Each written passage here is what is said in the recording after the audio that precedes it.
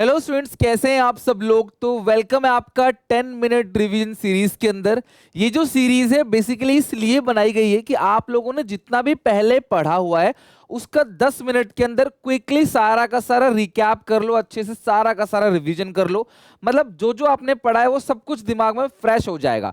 तो मैं national income को 4 पार्ट में कवर कराऊंगा, जैसा संदीप गर्ग की बुक में दिया हुआ है 4 पोर्शन में, मैं उसी तरीके से कवर कराऊंगा और हर एक पार्ट के अंदर अच्छे से कंप्लीट डिटेल इंफॉर्मेशन को करेक्टली रिवीजन कराऊंगा सारे फॉर्मूले के साथ, और जहां भी न्यूमेरिकल बन सकता है मैं वो भी कराऊंगा। तो वेलकम है आप लोगों का इस सीरीज के अंदर, बहुत मजा आएगा। तो पहला क्लास, पहली वीडियो है, ध्यान से अच्छे से समझना। विद इन 10 मिनट्स हम सर्कुलर फ्लो ऑफ इनकम को अच्छे से कवर करेंगे। 4 मार्क्स का इस वीडियो से बनेगा ही बनेगा। तो स्टार्ट करते हैं। National income part number 1, circular flow of income. There are 4 sectors in an economy. किसी भी इकोनॉमी के अंदर 4 सेक्टर्स होते हैं। हाउस होल्ड यानी कि कंज्यूमर्स, हम लोग आप लोग। फर्म यानी कि प्रोड्यूसर्स, सरकार है, गवर्नमेंट, और चौथा है एक्सटर्नल सेक्टर यानी कि अब्रॉड। इंडिया को छोड़ के रेस्ट ऑफ द वर्ल्ड जो है वो 4th सेक्टर है, external sector. Circular flow of income का मतलब क्या है? इनकम का जो फ्लो है ना वो सर्कुलरली होता है। हाउस होल्ड फर्म से इनकम जनरेट करता है और वापस फर्म को वो खर्चे के रूप में उन्हीं को पेमेंट कर देता है। हम यहां से कमाते हैं, फिर इनके सामान खरीदते हैं, खर्चा करते हैं उस पर, फिर वो हमारी सैलरी भरते हैं, फिर हम उनका सामान खरीदते हैं, फिर हमारे, ये प्रोसेस चलता रहता है। This is called circular flow of income in 2 sector economy. आपको 2 सेक्टर के अंदर ही पढ़ना है। 2 सेक्टर में हाउस होल्ड होते हैं, फर्म होते हैं। यह है हाउस होल्ड और यह फर्म। हाउस होल्ड फैक्टर को जो देती है that is called factor services. Land, labour, capital और एंटरप्रेन्योरशिप, इन चारों को हाउस होल्ड फर्म को देगा, और बदले में लैंड पे इनको मिलेगा रेंट, लेबर को मिलेगा वेजेस सैलरी, कैपिटल में मिलेगा इंटरेस्ट कैपिटल, और एंटरप्रेन्योरशिप को मिलेगा नॉर्मल प्रॉफिट। तो यहां से इन्होंने काम किया, फैक्टर सर्विसेज दिया, और बदले में इन्होंने क्या करा? फैक्टर पेमेंट दिया। तो यहां पे इनकम जनरेट हो गई फर्म से हाउस होल्ड को।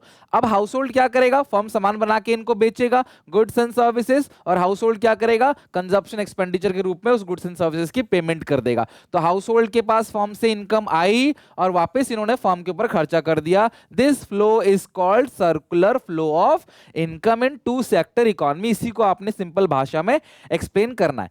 अब ध्यान समझना जी, गुड्स एंड सर्विसेज का फ्लो हुआ है फर्म से हाउस होल्ड तक, और जो फैक्टर सर्विसेज का फ्लो हुआ है हाउस होल्ड से फर्म तक, इनको बोलते हैं रियल फ्लो। ध्यान रखना, इसे क्या बोलते हैं? Real flow.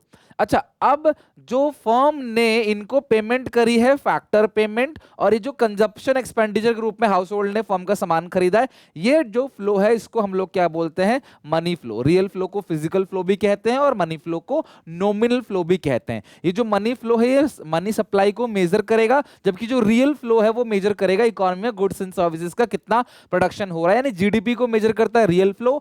रियल फ्लो का फिजिकल फ्लो भी बोलते हैं, और मनी फ्लो नॉमिनल फ्लो होता है, और वो मनी सप्लाई को मेजर करेगा।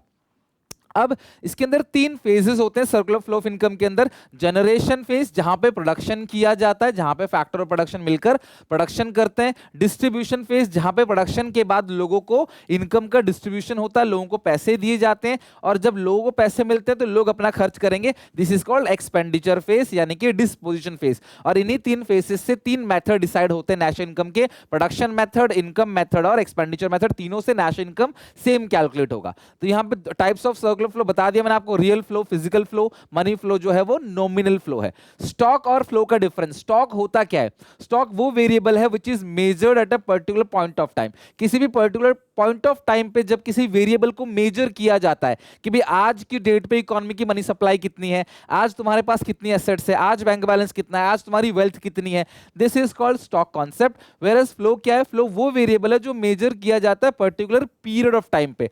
ध्यान रखना, स्टॉक पॉइंट ऑफ टाइम पे मेजर किया जाता है, फ्लो पीरियड ऑफ टाइम पे मेजर किया जाता है। जो स्टॉक है वो टाइम डायमेंशनल नहीं है। Stock is not time dimensional, क्योंकि यहां पे ये एक पॉइंट ऑफ टाइम पे मेजर किया जाता है, यहां पे एक पीरियड नहीं है। मोबाइल फोन से आप पिक्चर लेते हो तो पॉइंट की पिक्चर होती है कि इस मिनट की इतने सेकंड की इतने मिली सेकंड में आपका क्या मूवमेंट रहा है, क्या पोज आपने, क्या एक्शन दिया है, दैट इज कॉल्ड स्टॉक। लेकिन फ्लो जो है ना वो पीरियड बताता है कि भाई इतने मिनट से इतने, मूवी बनती है, आप 2 मिनट की क्लिप बना रहे हो, 4 मिनट की रील बना रहे हो, दैट इज कॉल्ड 1 मिनट का कुछ आप बना रहे हो, दैट इज कॉल्ड पीरियड। तो यहाँ पे टाइम डायमेंशन नहीं है, जबकि फ्लो क्या है? टाइम डायमेंशनल है।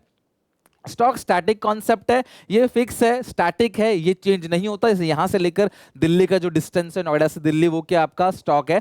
जबकि जो फ्लो है वो डायनामिक है, वो चेंज होता है। लाइक गाड़ी की स्पीड, जो गाड़ी की स्पीड है दिल्ली से नोएडा जा रही है, वो क्या होता है क्लास, चेंज होता है। वो कभी 80 kilometre per hour, 70 kilometre per hour, 60 kilometre per hour के हिसाब से चलती है, वो हो गया फ्लो। एग्जाम्पल, संपत्ति किसी डेट पे देखा जाता है, distance of Delhi Noida constant है। मनी सप्लाई स्टॉक कॉन्सेप्ट है, किसी पॉइंट ऑफ टाइम पे किसी पर्टिकुलर डे में कितना पैसा जनता के पास। Population on a particular day, bank की deposit, stock of water in tank, टंकी है, टंकी के अंदर पानी भरा हुआ है, तो ये क्या है आपका स्टॉक है। पानी लीक हो जाएगा, बहने लगेगा, वो क्या हो जाएगा आपका फ्लो हो जाएगा। पॉकेट अलाउंसेस, गाड़ी की स्पीड दिल्ली से नोएडा जा रही है, टंकी से पानी लीक हो रहा है। Demand supply, consumption, savings, profit loss, national income, production, GDP, investment, ये सारी चीजें फ्लो है। जबकि जो बैलेंस शीट है, बैलेंस शीट क्या है क्लास, आपका स्टॉक है, क्योंकि किसी पर्टिकुलर पॉइंट ऑफ टाइम पे बताता है कि भाई बैलेंस शीट में कितने एसेट्स है कंपनी के पास, कितनी लायबिलिटी है। जबकि पी&एल पूरे साल का होता है, तो वो फ्लो होता है। ध्यान रखना, investment is a flow concept, जो इन्वेस्टमेंट होता है वो भी फ्लो कॉन्सेप्ट होता है। Stock is stock concept, change stock जो है फ्लो कॉन्सेप्ट है। खाली स्टॉक है, ओपनिंग स्टॉक, क्लोजिंग स्टॉक, वो स्टॉक कॉन्सेप्ट, और चेंज स्टॉक क्या है, फ्लो कॉन्सेप्ट है। और इन्वेस्टमेंट को फ्लो कॉन्सेप्ट माना जाता है। नेट इन्वेस्टमेंट का फॉर्मूला क्या है, ग्रॉस इन्वेस्टमेंट डेप्रिसिएशन, ये आगे भी काम आएगा। ग्रॉस में से डेब्ट घटाते हैं तो नेट आता है, तो जैसे ग्रॉस में से एक्सपेंस घटाते हैं तो नेट प्रॉफिट आता है ना, उसी तरह से ग्रॉस इन्वेस्टमेंट माइनस डेप्रिसिएशन क्या आता है, नेट इन्वेस्टमेंट, और ये एक फ्लो कॉन्सेप्ट है। ध्यान रखना, in economics the stock of unsold finish goods और सेमी फिनिश गुड्स और raw material which firm carry from 1 year to next year is called inventory. जो स्टॉक हमारे पास बच गया और इसको हम अगले साल सॉरी अगले साल तक लेके जा रहे हैं, उसको हम लोग क्या बोलते हैं, inventory. We can therefore infer that change in inventory of a firm during the year is equal to, यानी कि is equal मतलब इक्वल कह लो या फिर यहाँ पे आइडेंटिटी कह लो, प्रोडक्शन माइनस सेल। जो आपने प्रोडक्शन किया उसमें से सेल्स घटा दोगे, जो बचेगा वही इन्वेंट्री है, क्योंकि वही क्लोजिंग स्टॉक है जो अगले साल तक जाएगा। Right, next, change in inventory take place over the period of time, इसीलिए चेंज इन इन्वेंट्री को क्या कहा जाता है, फ्लो वेरिएबल कहा जाता है। इन्वेंट्री स्टॉक है, इन्वेंट्री कैपिटल है, स्टॉक है, बट चेंज इन इन्वेंट्री क्या है, फ्लो है। अच्छा, अब यहां ध्यान समझना, addition to the stock of capital of a firm is known as investment. जो addition to stock of capital है उसी को हम लोग बोलते हैं इन्वेस्टमेंट, यानी कि चेंज इन स्टॉक जो है वही इन्वेस्टमेंट है और वो फ्लो कॉन्सेप्ट है। Therefore change in inventory of a firm is treated as investment. There can be 3 major category of investment. ये सीबीएसई सैंपल पेपर में आया हुआ था, 3 कैटेगरी इन्वेस्टमेंट की, एनसीईआरटी के नोट्स हैं। First is the rise in the value of inventory of a firm. एक तो फर्म का हो गया जो rise in value of inventory हो गया और undertaken by the firm. The second category of investment of fix business investment, ये फिक्स बिजनेस इन्वेस्टमेंट हो गया, which is defined as addition to the machinery, factory, building and equipment.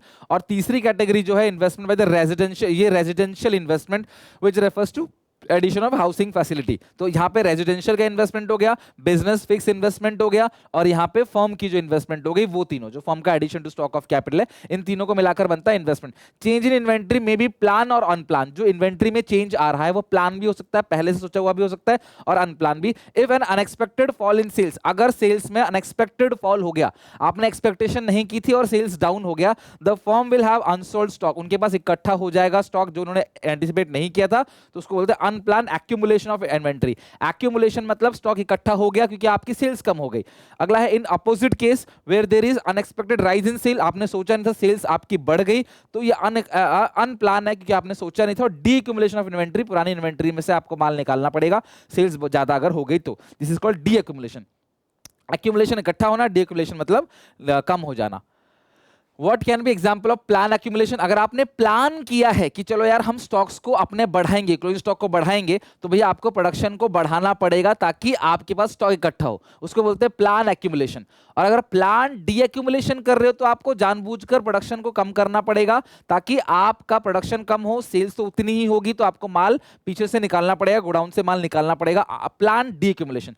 जब आप plan करते हो स्टॉक इकट्ठा करने का, प्लान एक्यूमुलेशन, प्लान करते हो स्टॉक कम करने का, प्लान डी एक्यूमुलेशन।